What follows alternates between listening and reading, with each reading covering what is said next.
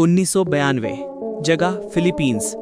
Pepsi Coca Cola के मुकाबले बाजार में पीछे थी और सेल्स बढ़ाने के लिए कंपनी ने एक धमाकेदार स्कीम लॉन्च की जिसका नाम था नंबर फीवर। स्कीम क्या थी? पेप्सी की बोतल के ढक्कन के नीचे 3 अंकों का एक नंबर छपा होता था। हर शाम टीवी न्यूज पर एक विनिंग नंबर घोषित किया जाता था। अगर आपके ढक्कन पर वो नंबर होता था तो आप जीतते थे 1 मिलियन पेसो। प्राइज मनी का महत्व। 1992 में फिलीपींस के एक आम नागरिक के लिए 1 मिलियन पेसो जीवन बदलने वाली राशि थी। यह उस समय औसत मासिक वेतन से सैकड़ों गुना ज्यादा थी। इस कारण यह कॉन्टेस्ट देश में बेहद लोकप्रिय हो गया। लोकप्रियता। देश की लगभग आधी आबादी, करीब 31 मिलियन लोग सक्रिय रूप से इसमें भाग ले रहे थे। लोग अपने घरों में पेप्सी के ढक्कनों का भंडारण करने लगे। बहुत से गरीब लोग जीतने वाले ढक्कन ढूंढने के लिए कूड़े के ढेर यानी डंपस्टर्स में छानबीन करते थे। पेप्सी के सेल्स रिकॉर्ड टूट गए। पहला मोड़। इस अभूतपूर्व लोकप्रियता को देखते हुए पेप्सी ने नंबर फीवर को अतिरिक्त 5 सप्ताह के लिए बढ़ाने का फैसला किया और यहीं से सब कुछ भयानक रूप से गलत होना शुरू हो गया। पेप्सी का नियंत्रण।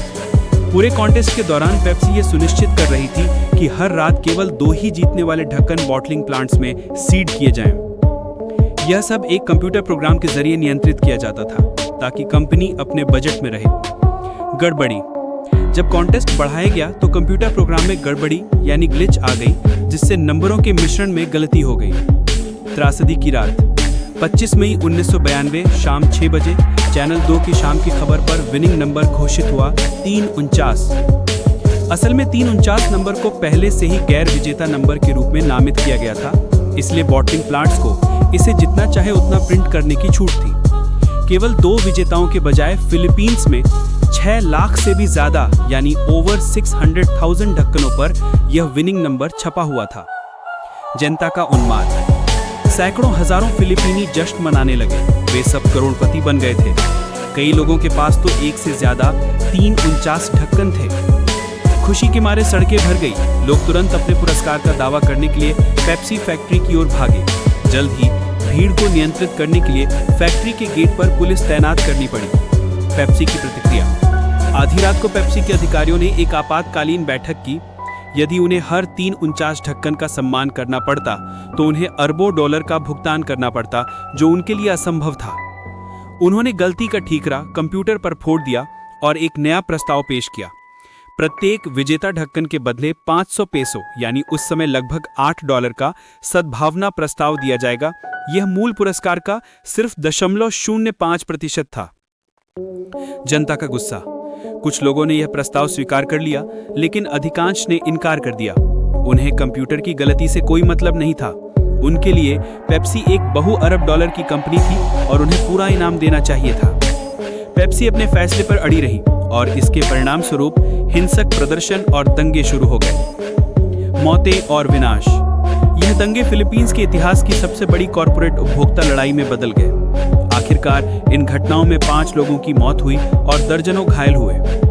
गुस्से में आए 349 विजेताओं ने पेप्सी की फैक्ट्रियों पर पेट्रोल बम फेंके और सड़कों से गुजर रहे पेप्सी के ट्रकों को बम से उड़ा दिया। गठबंधन 349। यह दंगे फिलीपींस के इतिहास की सबसे बड़ी कॉर्पोरेट उपभोक्ता लड़ाई में बदल गए। अगले 1 साल तक नाराज भीड़ ने अपने प्रदर्शन को एक संगठित रूप दिया।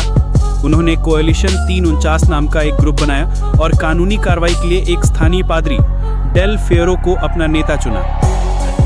इस ग्रुप ने पेप्सी पर $400 मिलियन से अधिक का मुकदमा दायर करने की मांग की। साजिश के आरोप। 1993 में कहानी में एक नया मोड़ आया। पुराने अखबारों की सुर्खियां सामने आईं, जिनमें यह सुझाव दिया गया था कि पेप्सी ने अपने ही ट्रकों पर बमबारी करवाई थी। एक पुलिस अधिकारी ने गवाही दी कि कोएलिशन 349 को आतंकवादी साबित करने और अदालत में उनकी स्थिति को कमजोर करने के लिए पेप्सी ने किराए के सैनिकों को समूहों में घुसपैठ करने और दंगे भड़काने के लिए पैसे दिए थे।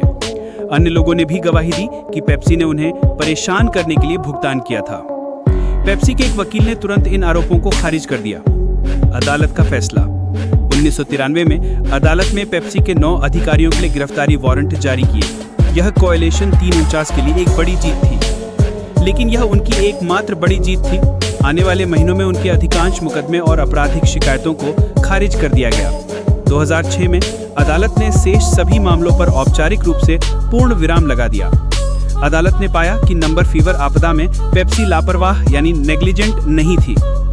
अंततः पेप्सी को केवल 1,50,000 पेसों का एक छोटा सा जुर्माना भरना पड़ा। विरासत यानी द आफ्टरमैथ। इस घटना से कई फिलिपीनी आज भी सदमे में हैं।